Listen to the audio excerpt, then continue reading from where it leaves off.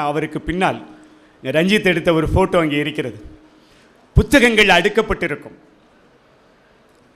அந்த புத்தகங்களுக்கு முன்னால் அல்லது அவருக்கு பின்னால் புத்தகங்கள் இருக்க அவரை போய் பார்த்த அந்த 3 மணி இன்றும் எனக்கு மறக்க முடியாத 3 மணி. இலக்கிய மாணவன் என்று சொல்லுகிறாயே, நீ என்னவெல்லாம் வாசித்திருக்கிறாய் என்று கேட்டார்.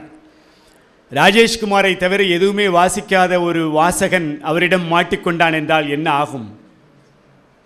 சிரித்து கொண்டார் ராஜேஷ்குமார். அப்படியா அப்படின்னார். உனக்கு வெங்கட் சாமிநாதனை தெரியுமா என்று கேட்டார். ஐயா தெரியாது. என்ன சீசு செல்லப்பா? தெரியவே தெரியாது. உங்கள் பேராசிரியர் சிவசு இருக்கிறார் இல்லையா, அவர்கிட்ட போய் பேசு அப்படின்னார். அடுத்த நாள் நான் அவர்கிட்ட போனேன். ஒன்றே ஒன்று மட்டும்தான் சொன்னேன். தீக்காசியை சந்தித்தேன். நல்லா வாங்கி கட்டிட்டு வந்தியான்னு கேட்டார்.